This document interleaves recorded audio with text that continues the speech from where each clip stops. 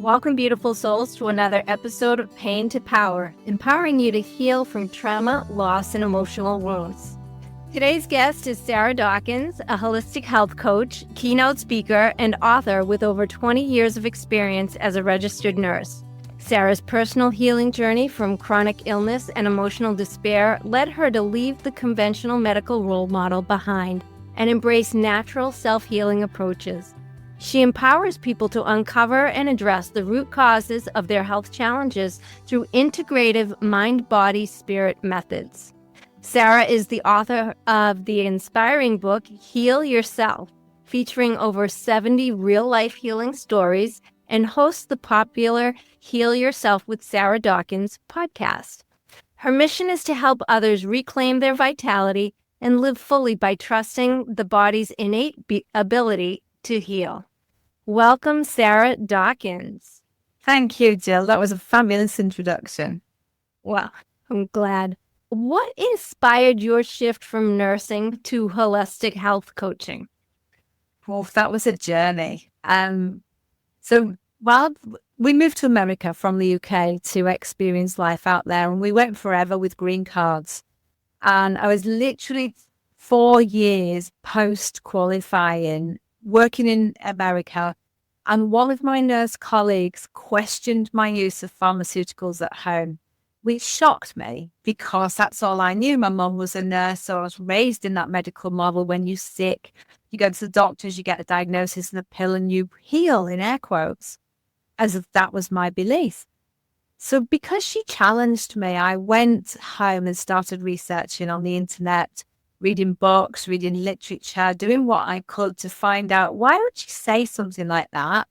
What prompted that? And if I'm not using pharmaceuticals, what else is there? What should I be doing? So I started down this rabbit hole of natural self-healing, found people who've healed a whole range of different things.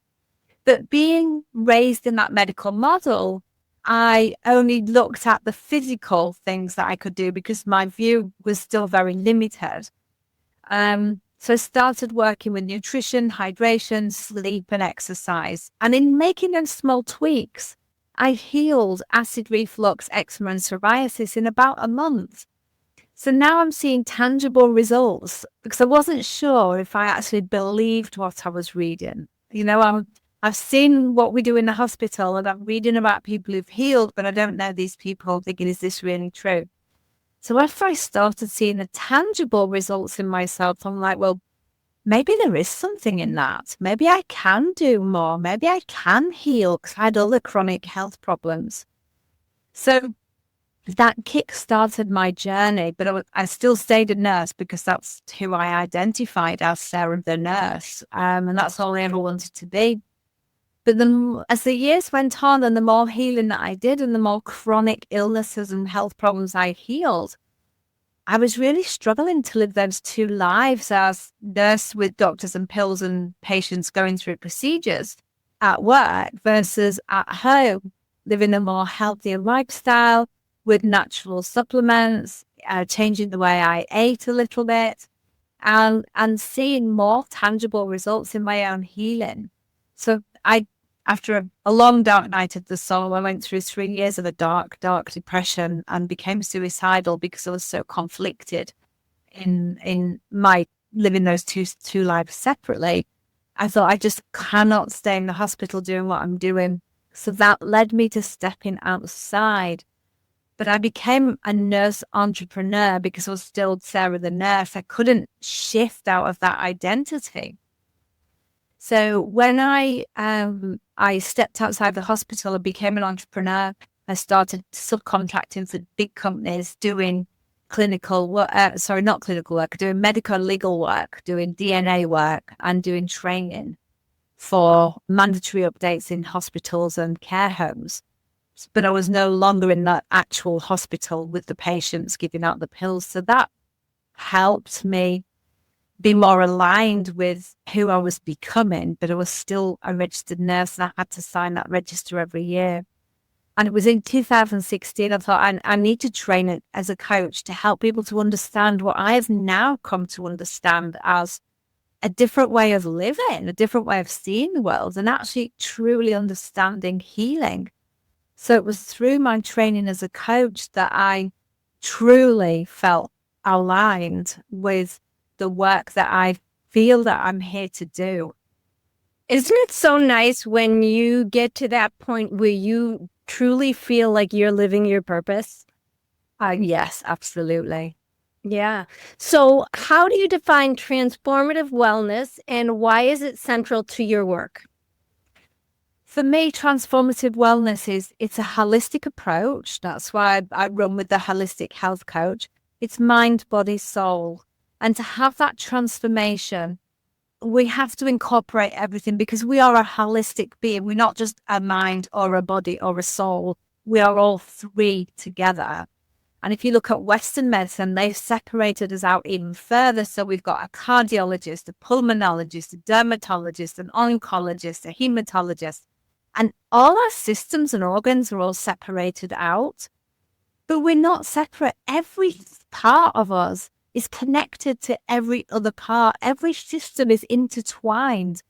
And we cannot just pull it out and separate out. Go, let me look at your heart. Well, my heart impacts my gut, impacts my lungs, impacts my brain, impacts my bowels. You can't just pull out and look at one aspect. So for me to help people to transform their wellness into who they are here to be, to enjoy the joy in their life and become the confident person that they dreamed that they would be, I work with their mind and body and soul together holistically.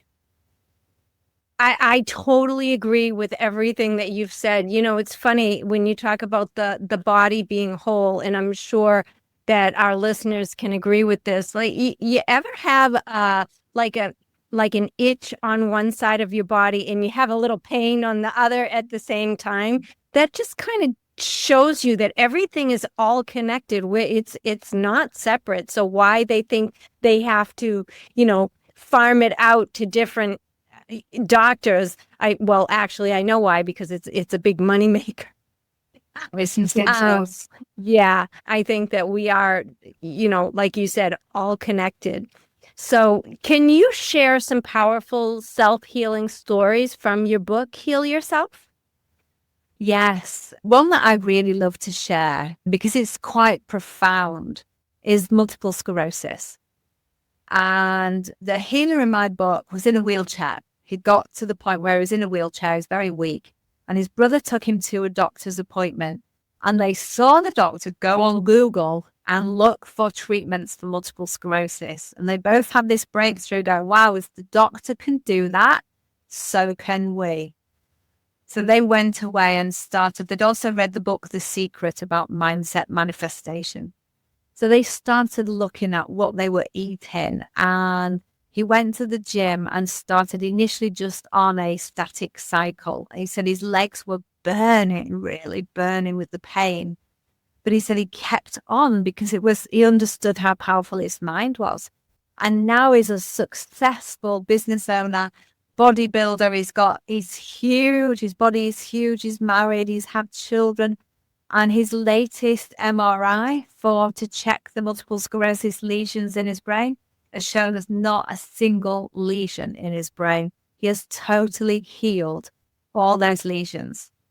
That's incredible.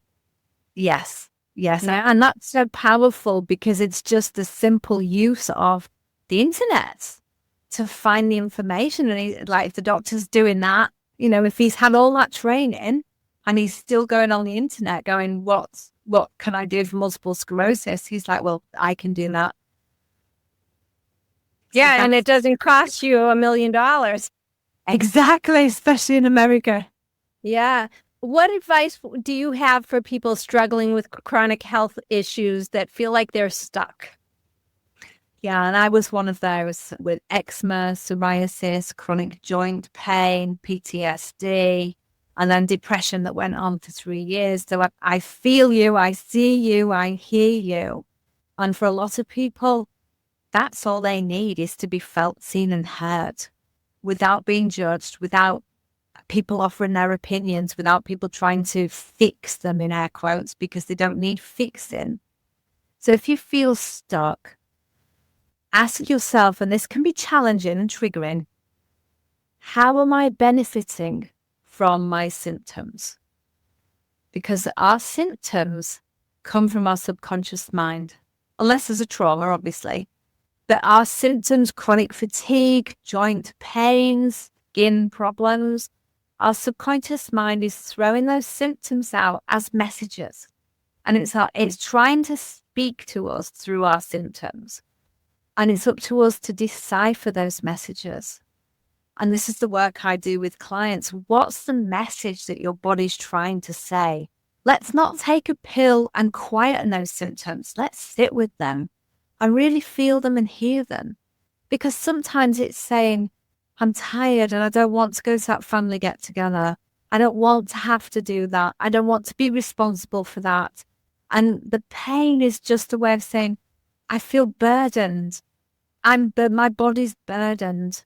And the other thing to look at is the emotion, because emotion is energy in motion. But that energy gets stuck in our body, and that is also causing us symptoms. So what energy do we need to get moving again? And what do we need to release? So it's a case of sitting with the symptom and listening to it and asking our body, what is it that I need? What is it? What that pain in my hip, in my knee, in my arm, what is it trying to say to me? What does it need? And try to evaluate. Would you say sometimes it's something that you need, but would you also say that sometimes it's something you need to release? Like sometimes we're eating something that's not serving our bodies, and it's causing, it's causing a symptom. And I've found this in my own life, that when I am eating foods that are not serving me, like I have a fondness for, sweets sometimes, or dairy, which I try to keep dairy out of my diet mostly. But when I do indulge, I find that I get muscle aches in my legs, right? Because dairy is inflammatory. So what are the main things that you would say are most destructive to the body? Our past. Our unhealed past sits in our body. And things like arthritis, osteoarthritis, and joint pains, even if there's no arthritis there, and bowel problems and skin problems and headaches and migraines can all be symptoms of us holding on to something. And if we can understand what we're holding on to, and work with that, and then release it, our symptoms will literally vanish. And speaking from experience, I understood that I was holding on to my parents' divorce when I was very young. It was not a happy marriage. And I felt that in my body for a long time. I expressed it as skin problems and bowel problems. And it's a case of, not everybody can get to a place of forgiveness, and people need to know that's okay, because everybody talks about it. We've all got to forgive everybody. Well, not everybody can get to that place. But if we can look back to our past and acknowledge that what's happened has happened, because we can't change our past, but we can acknowledge it's happened. And then if we can come to a place of acceptance, they said and did what they did to me, with the skills and knowledge they had at the time. And what was their childhood like? How were they raised? And are they just perpetuating their family's patterns? And now it's come down to me. And now I'm holding that in my body. So if we can come to a place of acknowledging and then accepting what's happened, to be able to either come to a place of looking back and feeling neutral about it, because we understand that they didn't set out to hurt us. They just didn't said what they didn't said from the place of the knowledge and skills they had at the time. And it's possible they might not be self-aware to be able to reflect on that, on how we held that and the trauma it caused us, because they have to acknowledge that it's probably caused them trauma, from their childhood, and that's what they're holding, and they're just perpetuating those patterns. So if we can bring ourselves to accept that that's happened to us, and they didn't do it to hurt us, they did it to try and chubby us on, jolly us up, or help us to fit into society, or help us to be accepted, then we can accept that it wasn't done to hurt us. There was no malicious intent there. I love that for a lot of things, but not everything, obviously. Obviously, there are some issues that are physical that come from our past and our conditioning and our subconscious, but there are things that our environment has an impact on the way that we think, feel, because our gut, when we're eating foods that are not serving us, our gut will put off the wrong kind of signals to our brain. And so we have the gut-brain connection.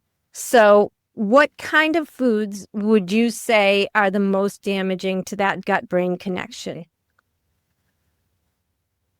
It's slightly different for everybody based on our genetic makeup. So for me personally, I've done a hair sample and I know that I struggle with gluten, and it showed some dairy, but it was more of a sensitivity rather than an allergy. So for about 20 years, I cut out gluten and dairy, and that was how I healed the acid reflux and the eczema and psoriasis, by just cutting out gluten and dairy and exercising a little bit more and de-stressing. But not everybody struggles with that. And I've found that I can now eat a bit of gluten and a lot more dairy than I ever did, because I hadn't eaten it for so long. So I've allowed my gut to heal. So I'm a lot more tolerant now, although I still get a few symptoms, nothing like what I ever had before. But I'm also very wary to not eat those, because I know they do cause me symptoms. So I don't eat them every day. So I would say, listen to your body and see how you react. Because another thing I learned last year, when my husband struggled with histamine intolerance, I wasn't even aware of, neither of us were aware of it. And what we realized is that sometimes we'll eat foods and notice that we develop all this mucus within literally a few minutes. We don't have to wait long, and our nose will run and we'll be a bit phlegmy and just coughing. And for me, pork does that. For him, it's like different. Some days it does and sometimes it doesn't. But for me, when I eat pork, I always make mucus. So it's a histamine intolerance. So it's just an understanding of what happens when you eat certain foods. What symptoms do you have? Gas? Do you have bowel problems? Do you sweat? Do you have a runny nose? Do you have mucus? Do you find that if you keep eating that food, your skin itches and then you develop a rash? Does it give you a migraine? Does it cause you to run to the bathroom? We all need to just take that moment and really check in when we've eaten something. How does my body feel? Is this something that feels slightly off? Do I now have a symptom that I didn't have before I ate this food? And check in. But as you say, gluten and dairy are the two biggest. Sugar is also up there with gluten and dairy. And a lot of people are coming on board more and more now with seed oils. That's your cottonseed, your canola, your sunflower oil, grapefruits, grapeseed oil. All the oils that come from seeds are high in omega-6, and omega-6 causes inflammation. And these oils, there's not a lot of oil in seeds, so they need a lot of seeds to make the oil, and they're washed in hexane. Hexane is just above octane. Octane is petrol. So all these seeds are washed in a petrol-like solution. It cannot all be extracted. So when you're using those seed oils, or vegetable oils as people call them, know that they are highly, highly processed and control this petroleum compound. Interesting. I do, and I do use grapeseed oil because one of my professors I took exercise science, and my professor in the nutrition class that I took, he said that grapeseed oil was one of the best oils that you could use. And now I do use one that says non-GMO. are they still washed in that type of a Hexane. hexane? Okay. Yeah. That's maybe something that I should revisit.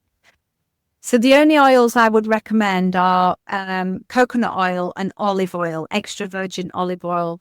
And both of those oils come from the pulp of the fruit of the plant, whereas seed oils come from the seeds. And there's not a lot of oil in seeds. And And outside avocado oil is not on your list?